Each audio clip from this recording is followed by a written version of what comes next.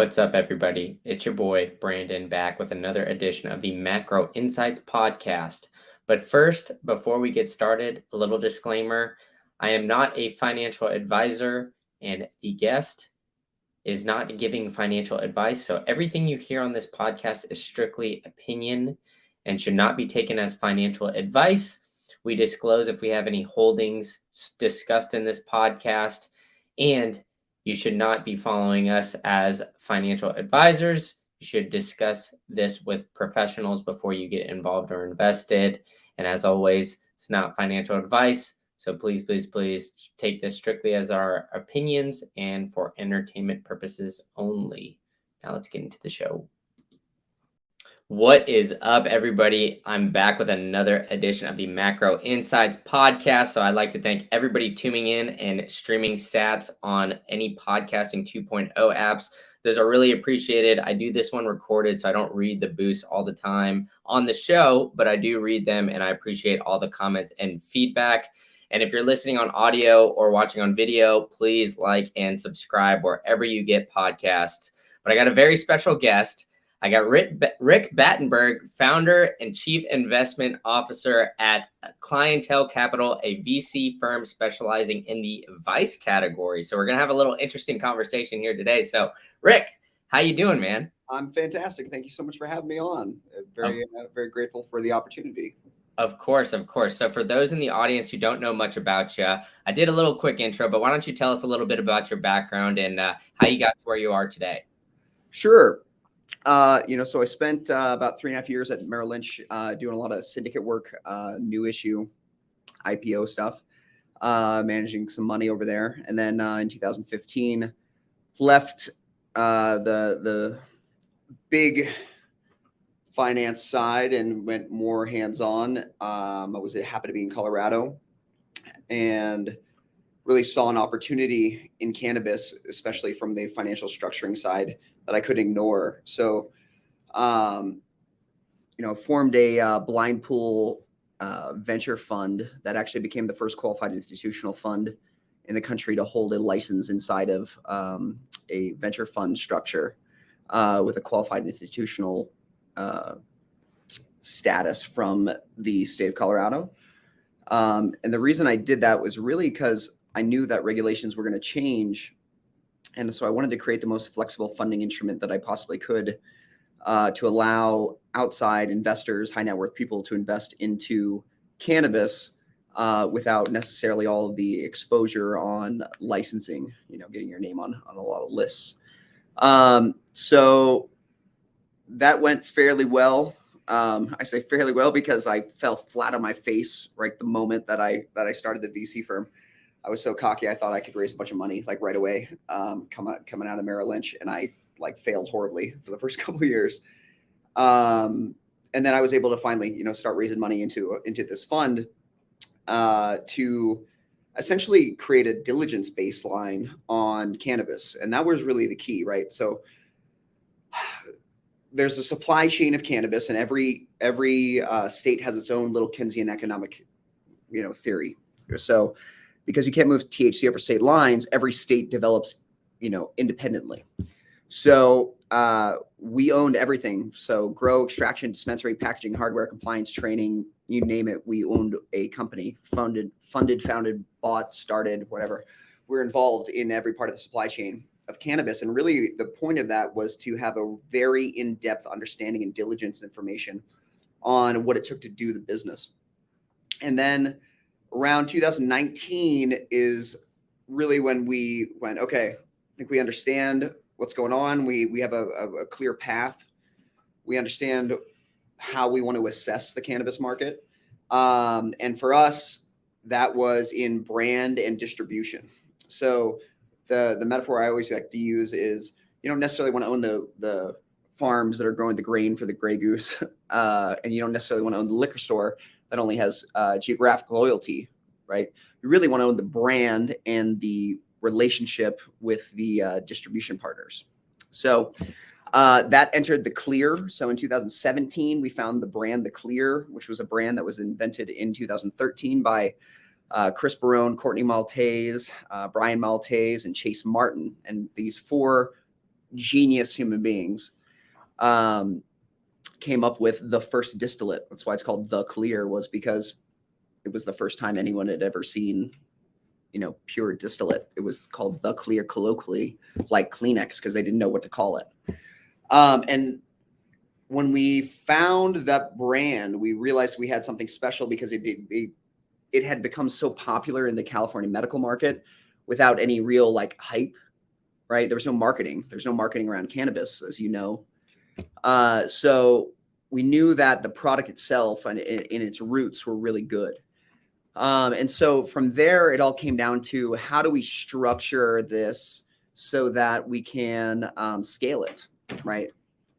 And that's really where Clear Cannabis Inc. came into form around 2019, when we consolidated all of the pieces of the parts that are needed to facilitate the safe distribution of a clean, reliable, consistent product over state lines. Meaning a lot of that diligence work that I was talking about earlier, right? We consolidated those companies as part of a 351 transaction to basically consolidate the infrastructure necessary to facilitate that distribution. And Clear Cannabis Inc. was formed. So Clear Cannabis Inc. is really how we assess the cannabis market. And that's through intellectual property, brand identity, and through, providing clean, reliable, consistent product to people across the country. So from LA, Vegas, Detroit, St. Louis, Boston, Denver, you buy a Blue Raz pen, it is exactly a Blue Raz pen, right? Which, on its face sounds kind of simple, but because of the ridiculous regulations in cannabis where you can't take THC over state lines, it's a really difficult thing to pull off, frankly, because traditionally in a business you would make something in one place and that way you get consistency and you distribute everywhere, whereas we have to recreate infrastructure in every state to reproduce the same results with an organic product that, even grown under identical conditions, even genetically identical plants, will produce different relative weight to volumes of minor and major cannabinoid and terpene profiles, meaning you don't have the same product, right? So the only way to produce a brand and or a consistent product experience is to post-process the plant and create consistency around that, which has been what we've been doing since day one. So that was really the approach that we took when we said, okay, we're going to do cannabis. We think that delivering a clean, reliable, and consistent product to the United States, this is how we're going to do it. So the Clear distributes vapes, edibles, pre-rolls, in 10 different territories right now. And, I help direct the capital strategy, corporate governance, investor relations, and sit on the board of directors to kind of oversee those components. But I know that was a very long answer to your question, but that's really the truth. That's how we got here. Yeah, awesome stuff. I mean, you skipped the hockey background though, Rick. I mean, why don't you go into a little bit of that? I know you got a team out there as well, so dive into a little bit of that, because I mean, I'm trying to peel back the layers here. You got a lot of stuff going on. We'll dive into a little bit of the difficulties that you've had. Maybe raising capital and the difficulties in the cannabis market. But tell us about the hockey team. Sure. So the reason that you and I met, right, was through hockey. And so I played college hockey and then decided to go work for Merrill Lynch and sell my soul instead of trying to pursue professional hockey after college. And, I remember sitting on the bench like 10:30 at night on a Tuesday playing men's league and watching some very talented hockey players phone it in. And I was just like, fuck this. Like, I hate this. It wasn't hockey to me. So, a friend of mine invited me to go play an exhibition game against the Vail Yeti. And I remember calling him on the phone and talking to him, and he goes, do I need to bring my shoulder pads? He goes, oh yeah, bring your shoulder pads. And I go, okay. So I go up and I remember walking in the rink, this is about 10 years ago. to play against the Vale Yeti. And I never even heard of the Vale Yeti, but I walked in, there's 2,000 people in the stands, right? And it's senior A, right? Now, I played my junior hockey, and, after high school, before college in Canada, right? In small town Canada. So all over Canada, moved to Squamish, British Columbia, and then I lived all over Canada, although I made it all the way to New Brunswick. And I'd live in these towns, and I finished my junior career in Campbellton, New Brunswick, which is, where Quebec and New Brunswick meet. And it's not even the Eastern time zone, it's the Atlantic time zone. And it's cold as shit. It's like -40. But there was like 7,000 people in the town. Rink sat 4,000 people. It was sold out. So there's a very limited market, or like contained market. And on a Friday and Saturday night, that's what you did. You went to the hockey game. I knew that kind of business strategy, if you will, would work in a limited market. And so, I saw it working in Vale, and then I actually called the owner of Vale and asked him if I could bring my own exhibition team up to play against him. And he was like, yeah, of course. Right. And now, knowing what I know now, he's like, of course, it's more, it's just revenue for him. He's like, yeah, come up. But at the time I was like all very sheepish. I was like, can I do this? And he's like, yeah, you can do this. And then I found Breckenridge, and I grew up kind of skiing in Breckenridge, and it was, limited market. The rink's the right size. They got a good youth program. And so I bought the ice, and I remember sitting in the rink with the ice manager, and I was just remember sitting there going, yeah, well, like we might have fans because, I got to pay for the ice, blah, blah, and the truth is I really just wanted to play good hockey again, right, at a competitive level. But, there's something about hockey that it builds community, and it's important to people. So, I believe that real hockey players want to compete against somebody that's trying to do everything they can to beat them. And that when you're brought up in the crucible, like most of us are as hockey players, and you start when you're 3, it's part of your being. It's part of your, who you are, is to compete. And men's league wasn't doing that for me. So I wanted to compete again, right, at the highest level that I was capable. So I bought the ice, and I started, marketing the team. And so 9 years later, we actually playing against the Sun Valley Suns here in tomorrow night.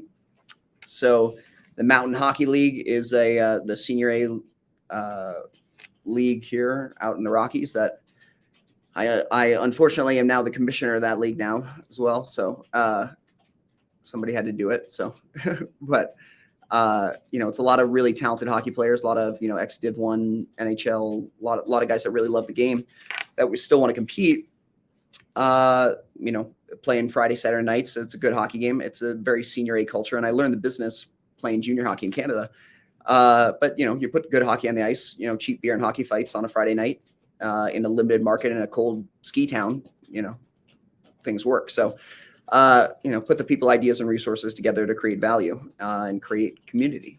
So that's what the hockey team is really a passion project of mine, and really in gun to my head is just because I wanted to play good hockey again. But it's been amazing to watch the community, build around the team and everything that it's been able to do for, the youth organization and the town itself and the culture and, creating economy in Breckenridge. So, that's the hockey thing, I guess. Yeah, great stuff. I mean, owner, founder, player now. So, I mean, Jackie Moon, baby. Exactly. That's what I was about to say. Am I talking to Rick or am I talking to Jackie Moon, man? You're marketing. Next thing you know, you're going to be in the put sun. On the sun outfit. Yeah. Right? Like skate across the ice like that and all that. But overall, awesome stuff. I think there's a great, kind of duality when it comes to sports and business, right? I mean, you go through hardships, you go through failure, and you kind of learn from those mistakes to build on better. So, I mean, we talked a little bit before this about some of the struggles that the cannabis industry is, kind of facing now, Sure. as it's kind of scaling. Obviously, there's the two biggest industries that it seems like that are kind of like legalizing state by state are, cannabis and gambling. And it seems like they each kind of have their own unique, roadblocks when it comes to each state level. So, what are kind of some of the roadblocks that you're seeing for cannabis companies as it comes on? Obviously you guys can't really distribute across state lines and other things like that. So, what are some of the problems and issues that you're seeing right now in that industry? Well, so I mean, it really kind of be boiled down to the unfair taxation policy of a tax code called 280E, which is doesn't allow cannabis businesses to take traditional business deductions against their top line revenue. So to put that in perspective, essentially, 280E was a tax code that was created so that El Chapo couldn't write down his the rubber bands he was using to count his money. But unfortunately, because cannabis is a Schedule I drug, it applies to cannabis, which means that essentially, if it's not a direct cost of good, so that means rent, labor, insurance, marketing, sale, anything that's not a direct cost of good can't be written off against your, your top line revenue as far as your taxable net revenue.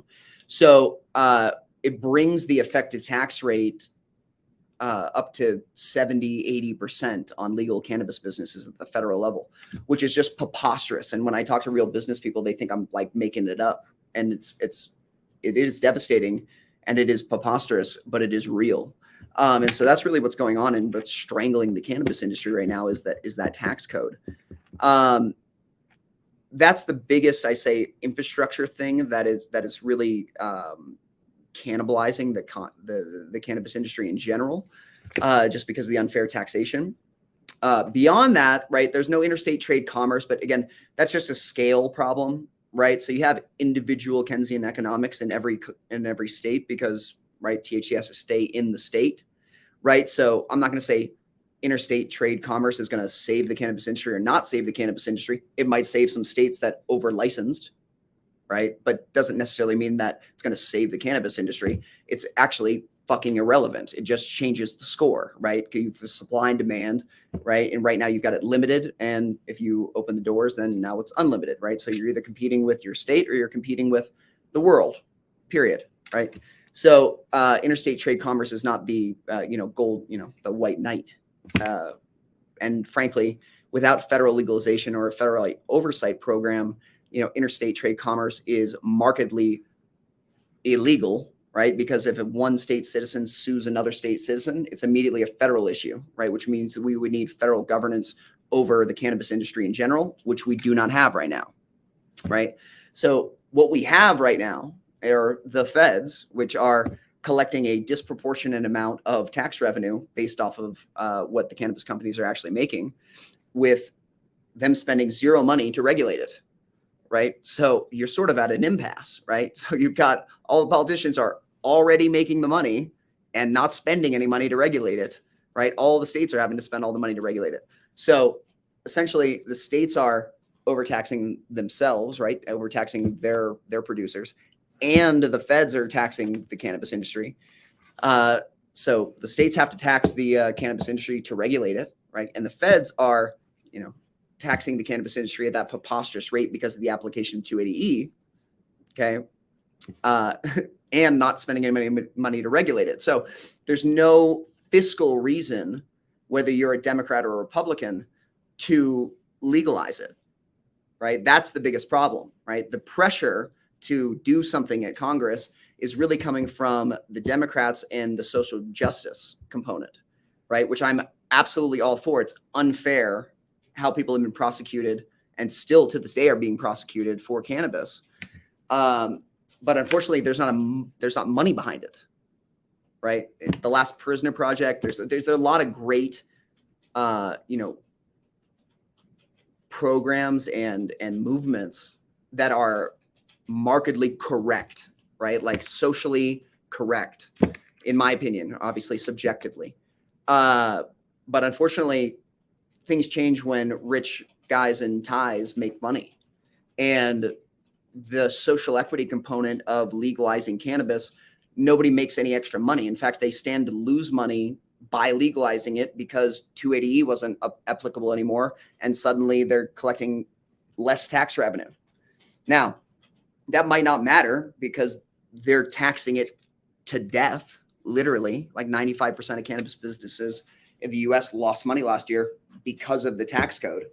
So, cannabis businesses are doing a bunch of different things, right? We've seen very creative financing, right? Where people are, essentially moving money from a licensed business to a unlicensed business via rent, they're like structuring, right, to try to obfuscate 280E, right? You've seen some of the big MSOs, especially the publicly traded ones, that are just not paying, right? They're just waiting to get reciprocity, or I guess what would be the correct term. Reciprocity is probably not it.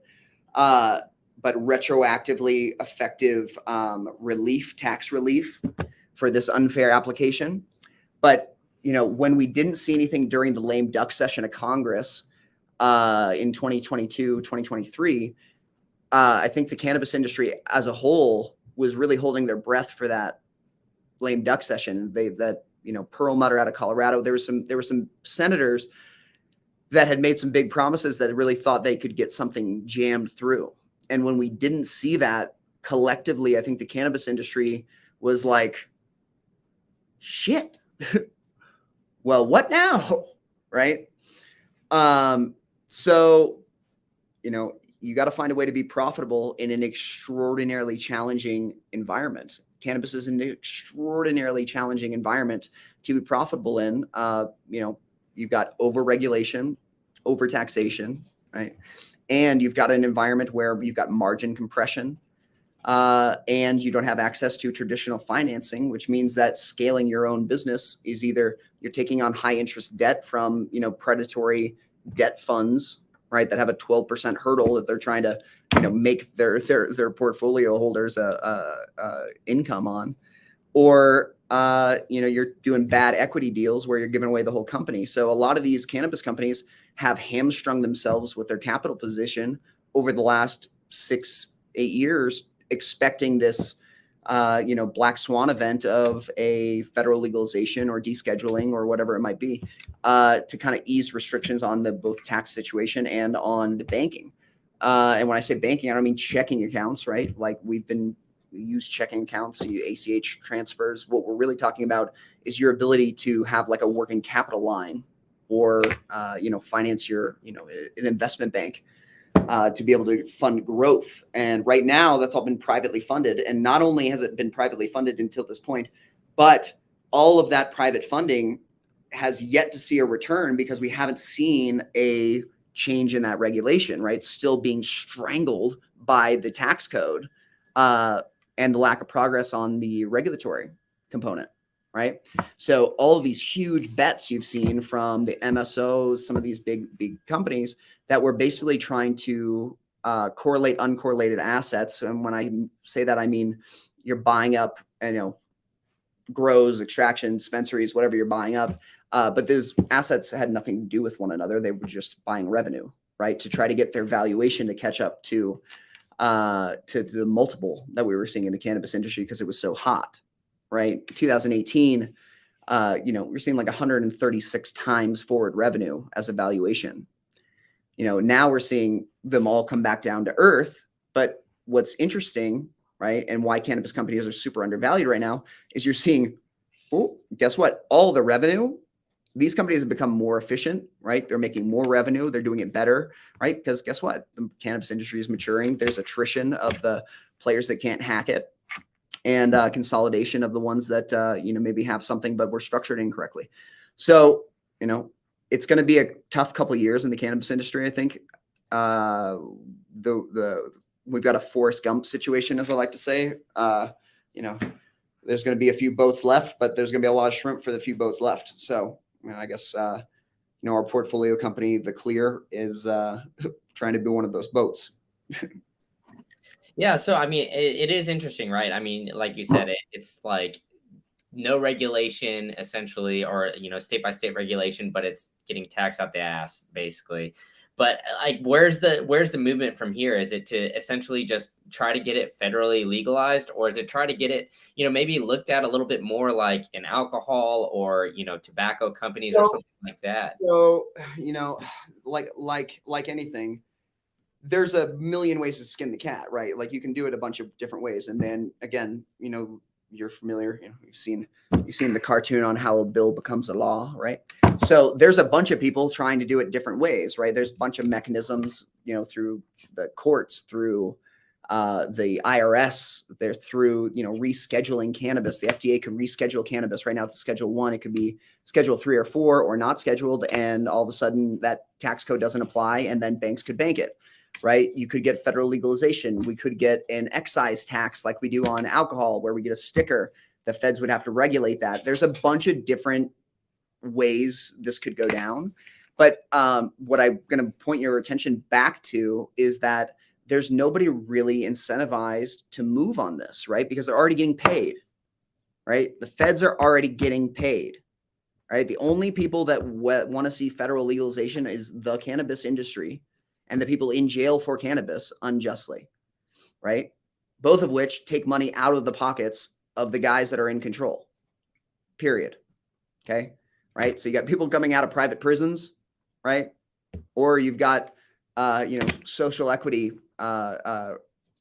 people that are unfortunately, right, they've got no leverage with the government because they don't have big lobbying budgets, right? Because they've been put in that position. So it's an unfortunate situation, is really the truth. It's a sad situation. So what the cannabis industry needs to do is kind of come together and batten down the hatches, do everything you can to be profitable and run a very tight ship. And hopefully, people like yourself and, people that are singing the song are going to listen. We got to have Congress people listen. We really need the tax code to change so that the cannabis industry can continue to grow and flourish. Because, sincerely, the way it's structured right now will kill the cannabis industry. It's strangling it to death. It's almost impossible to be profitable. So unless something changes, it's going to continue to, you're going to see tax revenue go down because you're going to see, revenue go down because people are going out of business. Yeah, and I mean, you made an interesting point there about cannabis companies figuring out how to make money. And, my kind of point or question to that is, as somebody who's raising venture capital for a lot of these companies, or, maybe looking at deals, looking at some startups, companies trying to get into the cannabis space, what have you, all the different stages. Sure. I think it's a pretty interesting time now because it seems like, when cannabis was kind of first starting to get legalized in states, the economy was kind of booming, right? I mean, we had that decade long ish of growth. There's, tiny details here or there, 2018-19 time when Jerome Powell and the Fed were raising rates, had a little bit of a harder time raising money during then, but, he quickly pulled back. Well, we're kind of in a different scenario now where obviously we're having massive amounts of inflation. Jerome Powell and the Fed are raising interest rates at a record pace. And it kind of, essentially set higher for longer. They're going to, my theory is they're going to keep raising rates throughout the end of the year. Yep. So as somebody that's trying to raise money for companies and, knowing all that and knowing that a lot of these, cannabis companies are, struggling to earn a profit, how is that conversation going along with like other investors and trying to, start to raise some capital for Not well. Yeah, I can imagine. I'm not jealous of your job. Here's the truth. Here's the truth: is that there's never been a tougher climate to raise money in cannabis, or actually, in my opinion, in venture in the last 10 years. So, the commodity of venture capital, in my opinion, is hope. Okay, so people have to hope. There needs to be optimism, right? That somebody has an idea, they think it can work, they think it can change the world, they think it can change the market, differentiate, it can be a whatever. And people aren't as hopeful right now. So what creates economy from a macroeconomic perspective is not necessarily the amount of money, but it's the amount of transactions. It's the velocity of capital. And what we're seeing, right, when people aren't hopeful, they're scared, they make decisions slower, which means that the capital moves slower, which means there's less transactions, right? Which means that the action, right, the velocity of capital in the economy slows down, and we see a compressing market, and that's what we're seeing right now, and especially in cannabis, because people aren't hopeful, right? What was driving the cannabis industry was this hope, right? The hope that regulations are going to continue to change, and hope that 280 is going to go away, and the hope that blah, blah, blah, right? And there was this kind of this, you can't, the bell after the lame duck session expired with no movement on 280E was very disheartening for the cannabis industry, right? So a lot of people got less hopeful because nothing changed. And because the game didn't change, the hope kind of decreased, and therefore it becomes less of a lift, or sorry, more of a lift, I guess, to invest in a cannabis industry, because there's less hope. So it's going to be hard for a while in cannabis. It's going to be hard everywhere, I think, for a while. We have a compressing market, absent some sort of a black swan event. But all markets go through ups and downs. I don't think cannabis is going anywhere, obviously. It's been around thousands of years. It'll be around for thousands of years more. It really just comes down to the same thing it always has been, which is your ability to navigate a ever-changing regulatory environment and be nimble, right? Because remember, cannabis is brand new, right? It's a decade old, which in the grand scheme of things is a heartbeat. So we're still in the first inning of what cannabis will become over the next 100 years. So it's got to be patient and continue to deliver value to your customer and shareholder. And that's what we try to do at the Clear is, provide clean, reliable, consistent, quality products to people that want them, period. Right. And keep doing the job right. Because market share is one thing, but at the end of the day, worrying about market share in an expanding market is a dumb thing, in my opinion. Right. Worry about servicing your customer and delivering value to the people that are buying your product. Period. Right. Doesn't matter what percentage of them are. Like, how many are you selling to how many people? It doesn't matter what percentage of the whole. It really just matters that you're delivering value to the people that are buying your product. So that's what we try to do at the Clear, is deliver value. Period. Yeah, and I think it is pretty interesting, because even though, like, all the things I kind of lined out, right? I mean, it is kind of a bleak macroeconomic future, but I mean, the one thing that is kind of a positive out of all of this is, right, you're in a vice industry. So, when it comes to recessions, depressions, like all that kind of stuff, tough economic times, people usually turn to their vices. So, I mean, I feel like that could be kind of a sales pitch in itself for raising money. But that's what I've been betting on. Sincerely, yeah. that's what I'm betting on. I like vice in down markets.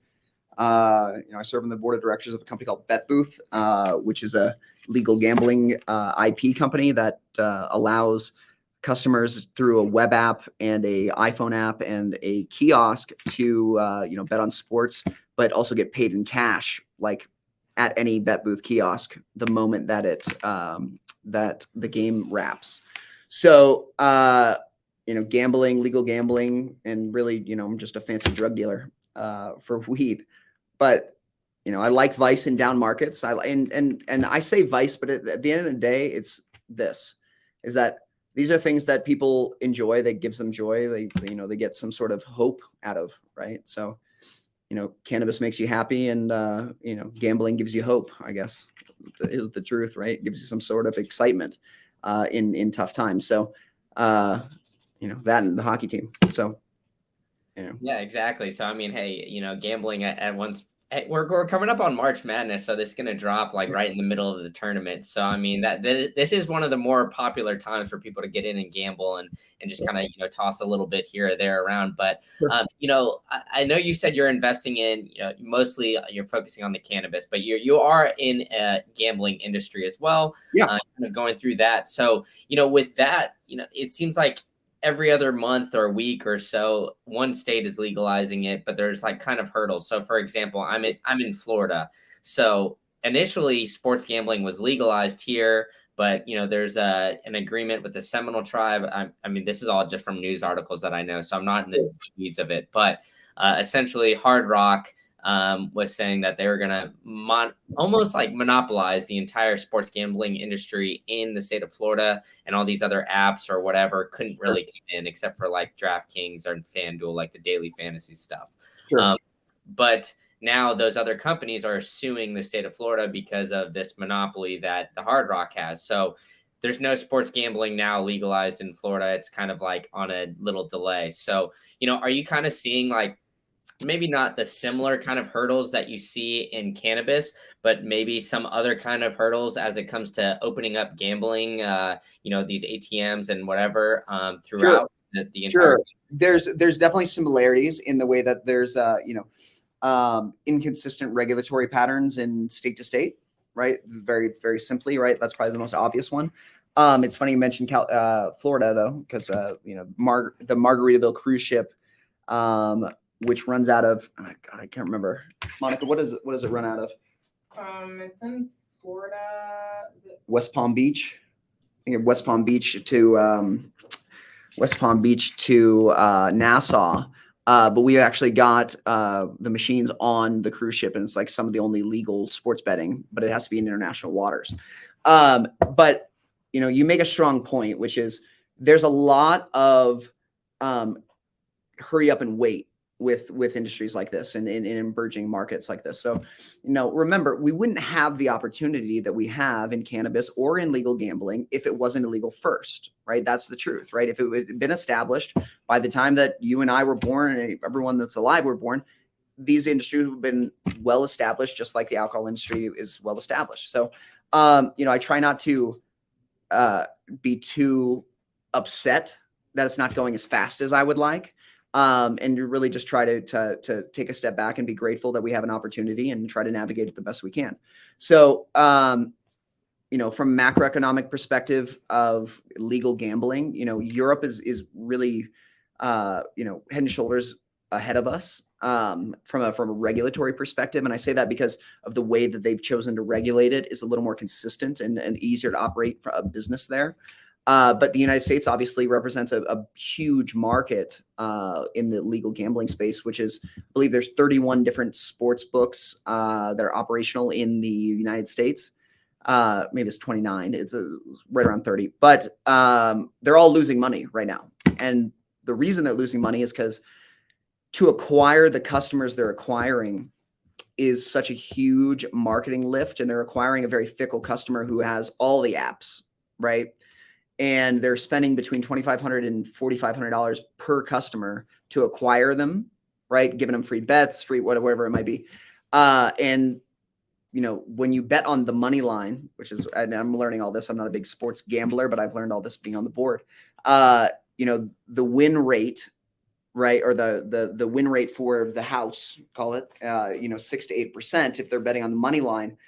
Where Bet Booth actually, and why I like Bet Booth as a strategy is because it's really going after the more casual gambler that's making parlay bets, right? Where, some of the data that we've seen come through the beta test on the Margaritaville cruise ships, these people are making 6 to 8 way parlays, right? And they're betting, $65 over, 4 or 5 different bets that have 5 different hoops to jump through where they can win big money, but they're losing 90% of the time, which is really great for the the economics of sports gambling in general. That in addition to the kiosk being a very great customer acquisition tool that costs us $0 as people are walking past it.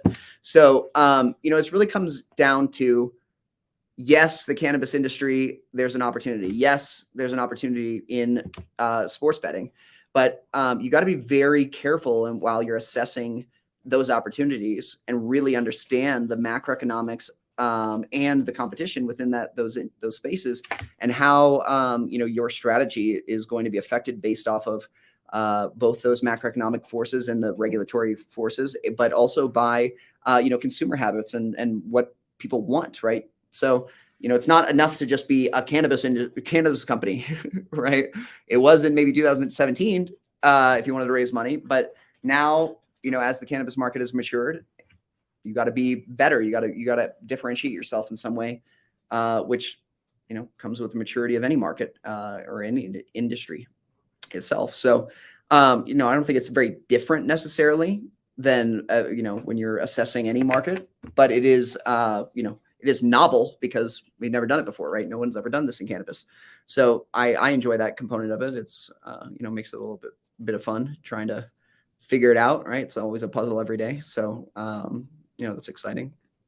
Yeah, for sure. And the one thing that you kind of mentioned too, which you know, I listen to a lot of the Barstool Sports kind of podcasts and other things like that too. So that which was just acquired by Penn. So essentially, Yeah. they have a built-in marketing budget or marketing arm of their company, which makes money and all that kind of stuff too. So it is kind of interesting that you know pointed out that you know a lot of these gambling companies, yeah, they're giving out free bets. It's like, hey, you know, they'll make the spread like 85 points or something ridiculous where it's like you're not even really gambling. They're just handing you free money to get on their app. They want customer acquisition. Yep. Yeah. And they're hoping that you kind of stay on, but usually people have no kind of brand loyalty there, Got uh, it.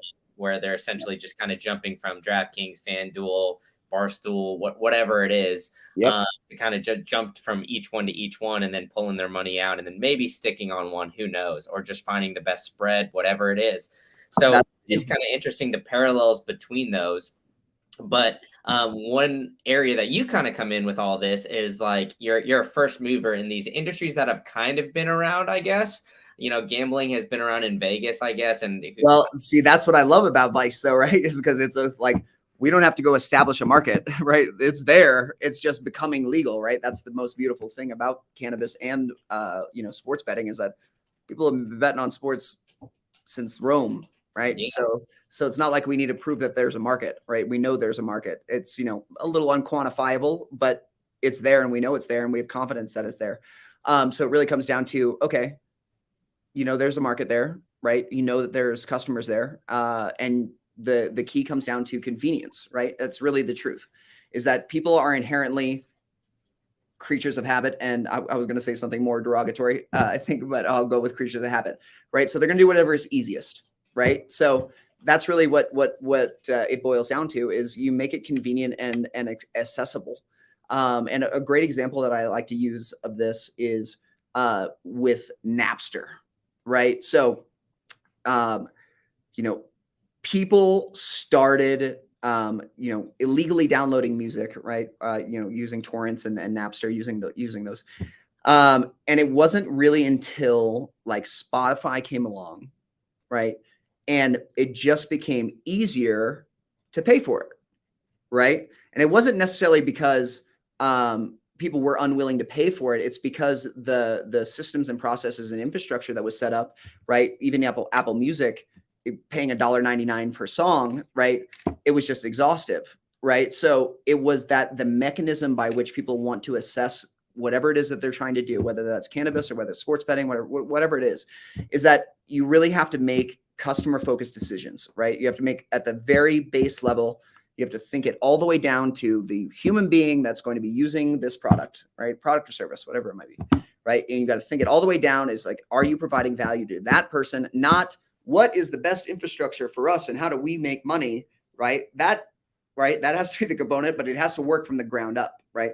And so when I'm assessing these markets or these business industries or verticals, right, I really always try to boil it down to the most granular component, which is the customer experience, right? One human being using this product, what is that experience like? And is that a valuable experience? And if you can make it work there, right? And this is my big issue with crypto specifically. And why from, you know, and I know you're smirking already, but this is really just it, is that the soccer mom, you know, and that's not meant to be derogatory in any way, just like, so let's call it, you know, an unsophisticated middle-aged human being, who, right, doesn't understand crypto necessarily outside of what they see on the news. It's inaccessible to them and unusable to them, right? So it's not integrating into our existing culture, which is why I think we saw sort of a collapse, right? And it wasn't because crypto's not awesome. It totally is awesome, right? Is it the future? Absolutely, right? The crypto's issue was that it wasn't able to integrate within our existing culture, right? It wasn't able to exist within our existing infrastructure. It wasn't able to integrate into it in a way that made sense to the layman, right? And that was the problem. It's not because crypto's not better, because it is better, right? It's unquantifiably better. It's unequivocal. But the problem is that it can't be simply explained and used by somebody who is not invested into the process and the the economic theory of crypto, and they got to buy in, and there was no buy-in from the casual consumer user, whatever it might be. So it really never took form, but it was traded on this hype, right, on this hope, right, that it was better, because the people who knew, the people that truly understood that it is better, right? But what they failed to understand is how it integrated into our existing infrastructure, and until, right, either our existing infrastructure catches up to, right, the sophistication of crypto and the value of crypto, right, or crypto is able to basically communicate better to the existing infrastructure on the value that it's bringing to, right, the everyday soccer mom, right, and how this helps her life, and how she can use crypto to better her existing life, right, with not changing anything she's doing, but improve her life. It's still going to flounder, I think. So that's really, in my opinion, you really have to look at it from a macro, but then the micro is always like the customer experience. Yeah, and I mean, I agree 100%. Whatever has the best UI UX is probably going to win, right? I mean, whether it's like social media, whether it's crypto, whether it's user experience when it comes to buying cannabis, or even sports gambling, like people are just going to gravitate to whatever's easiest, and that kind of like that customer experience. Whether there's a bunch of different rabbit holes we could go down there, but what's interesting, I think you're in the business of rabbit holes, dude. Yeah, exactly. There's a bunch of different, there's a bunch of similarities between the crypto, cannabis, and sports gambling. But I think the biggest difference is that, like you mentioned earlier, everybody already kind of had those vices. Like it was semi-legal wherever you kind of go, like, sports gambling, Vegas, obviously, marijuana, you could, red light district, all that kind of stuff. Like people have had, exposure to those things for quite some time, whereas crypto is kind of a new breaking industry that just kind of like popped up out of nowhere the past like decade or decade plus. But back to going into the vice kind of category, being a first mover, right? You're talked about customer experience and all that kind of stuff. So when you're like looking at analyzing deals, analyzing companies, and kind of looking at it through that lens, whether they have a good product or service or what, is kind of beside the point. How do you, I guess, analyze a company that you really want to start raising money for? Is it more so, I guess, like founder base, you believe in this guy, he's going to change directions, pivot, guy or girl, whatever, kind of find a way to make it work? Or are you more focused on, like it has a good product or service, and then we can, translate it to figure out a way how to market that and make it more customer centric? I should have paid you to tee me up for that, but no, I'm a big believer in you bet on the person, not the deal, because the deal changes, right? The person has to have the fortitude and the resourcefulness to be the guy or gal who finds a way to continue. So, I always look for three main things in founders, startup CEOs. And the first one is that they're emotionally connected to the success or failure of the project. And that means that they're emotionally connected to it, because those people will do things that people that are not emotionally connected won't. The second is that they are uniquely qualified and have a diversity of skill set and information that makes them uniquely qualified to assess the larger vertical they're going into. So, for example, if somebody is not a seasoned CEO, but is a doctor, and they come to me with a biotech deal, I'm going to like that more than a seasoned CEO coming to me with no biotech background or no doctorate or medical background. And the third thing is that they truly understand their numbers. So that's one of the things I look for, is that if a founder, CEO, startup person truly understands how they make money, and I mean that down to like the granular perspective, and this kind of heralds back to what I was saying about the customer experience and the very micro, is that, how much do you make on one product? What does it cost you to produce, sell, market, and support one unit of your services, say a product, whatever it might be? And if they have those three things, that's kind of like, you got to be this tall to ride, right? And if they got those three things, then we can go, okay, well, do I believe in your strategy and how you're assessing the market, and what you're going to do? But having done this for a while and most of my life, and seen the kind of growth of small venture companies and how they grow up and scale, the unifying factor always is that there's always there's a champion or champions. Never bet against a small group of highly motivated individuals, they're rarely not the ones that change the world, are the ones that believe they can. So, the small groups or people that constantly are finding a way to continue or find a way to continue the business or change the business. Those are the type of people that I like to bet on, sincerely, because the deal always changes, especially when you're dealing with emerging markets, like whether it's crypto or vice or cannabis or legal betting or whatever it might be. The game changes, right? The board changes constantly, right? And it's this ever developing thing where you really have to bet on that human being, because we can't see in the future, right? We can't know. I couldn't know that they weren't going to move 280E. I was, fingers crossed, toes crossed, but unfortunately, doesn't matter, right? It doesn't matter, right? So, you got to bet on the human beings, and so bet on talent, not resumes, and not strategy. Bet on the human beings, in my opinion. Yeah, exactly. Because at the end of the day, the human beings are the ones like running the company, right? So, I mean, no matter how good, I'm sure there's plenty of companies that we could go down the list of, they had a great product, but they weren't run by the same people, and it kind of ran it into the ground. People whether like that product or service or whatnot. So, but coming up on, the end of the episode, I want to ask you like one last question, just basically on your strategy for the rest of the year. Are you kind of looking at, with this tougher macroeconomic, you don't have to show all your cards or put them all on the table or anything like that. Cards on the table. I believe execution is key. Ideas are a dime a dozen. So I'm happy to share. Yeah, exactly. So, I mean, I'm just curious, like, do you have like a goal in mind of you want to make X amount of deals, or are you just more of, as a good deal approaches, that's when you're going to. I wish I was that organized. I'm not, to be honest with you. I've got a very lovely person that works with me, Monica Pina, who's a very smart and organized human being who keeps me in line. But the truth is, I deal with what's in front of me. But Warren Buffett's got a very famous saying, is be greedy when other people are scared. And I think a lot of people are scared right now. So I'm trying to be greedy if I'm being honest with you, especially when you're seeing rapid attrition in the cannabis industry.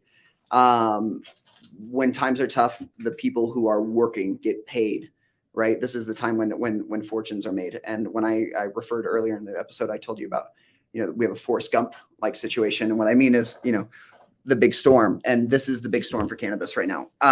And so, understanding that we really haven't changed our strategy in cannabis over the past 8 years that we've been doing this, I think is vindicating, I guess, to watch other companies who have maybe pursued a different path and now have kind of come to the dark side, if we're the dark side, but that capital light brand strategy. But the point being, I know things are very hard right now, and that creates a very unique opportunity, right? So in chaos, there's opportunity, Sun Tzu. So, I like these conditions right now as far as being in venture, right?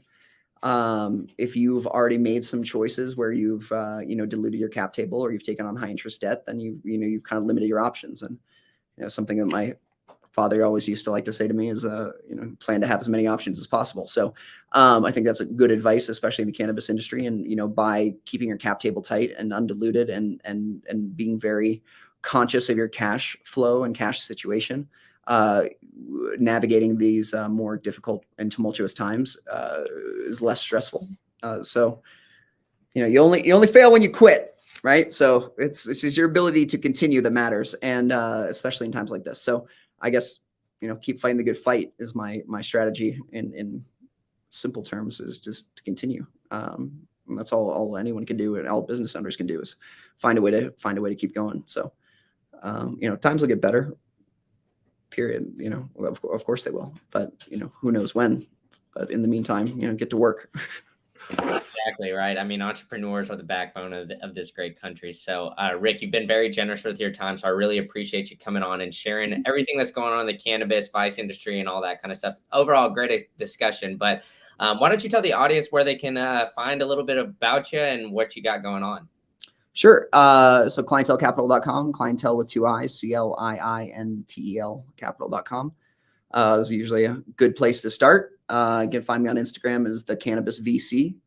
And my LinkedIn is obviously open source as well. But, I'm always interested in talking to people, especially, people that are passionate and have a diversity of skill set and information that makes them uniquely qualified to assess a particular market. I'm always excited to talk to entrepreneurs that are full of piss, vinegar, and hope. I love it. It's my most favorite thing. I think that they're the ones that make the world go round, are the change makers and the rainmakers, the people that I respect the most, because they have the heart of courage and they got the